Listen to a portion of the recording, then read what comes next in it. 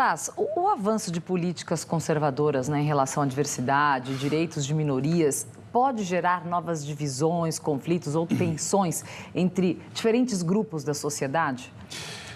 Pode, isso deve acontecer, mas o que eu percebo é que a técnica do Trump para conseguir, como disse ali o Leão, preencher o noticiário como uma metralhadora giratória, às vezes é falar de um assunto como esse, importante, de um jeito totalmente irresponsável.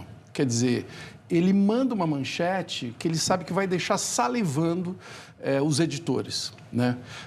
Eu lembro que a forma como se fazia jornalismo antes era assim, você ficava buscando um escorregão, né, de algum poderoso para fazer uma manchete. O Trump é o contrário, ele fala assim, vocês querem coisas sensacionalistas? Ele dispara 5 coisas assim, dessas 5...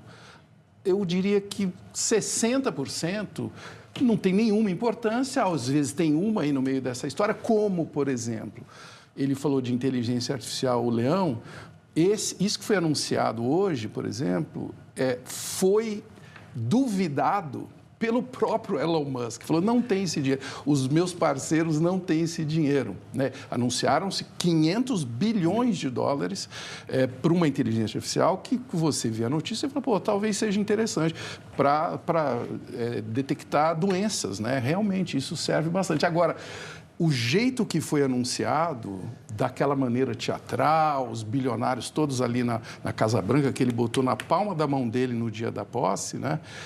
Você percebe que é um jogo de cena que gera milhões de manchetes mundo afora e a maioria não tem relevância. Sim. A única relevância é tornar ele um assunto como nós estamos aqui agora falando dele. E outro ponto importante, né, de hoje, que acho que vale a gente destacar e trazer aqui para o nosso debate, é a questão de Donald Trump ter falado sobre a guerra da Rússia e Ucrânia, né? Você acha que ele vai conseguir acabar com a Rússia acabar com a guerra entre Rússia e Ucrânia, acenando com as sanções?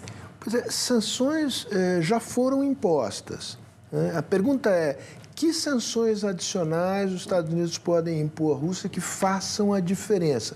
Os analistas estão fazendo essas perguntas sem encontrar uma resposta clara. Então, obviamente que existe essa disposição. O Trump, durante a campanha, se vendeu como um sujeito que vai fazer a paz através da força. A pergunta que se faz é, ele tem os instrumentos para forçar o Putin a sentar à mesa? Não é absolutamente claro, porque esses instrumentos já foram utilizados pelo governo anterior e não impediram que a Rússia prosseguisse no seu esforço de guerra. Tem uma coisa só que eu quero aproveitar, o comentário do Sérgio. Uma das coisas que ele mais falou até agora, né, que os Estados Unidos finalmente será reconhecido como uma potência econômica.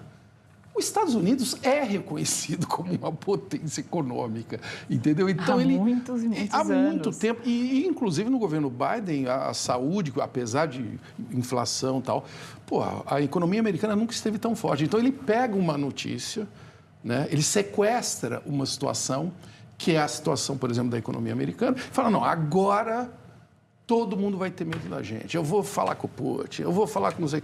É um jogo político, não deixa de ser, mas muito baixo e que nós precisamos ter muito cuidado para não cair não ser fisgados por essa metralhadora giratória de manchetes.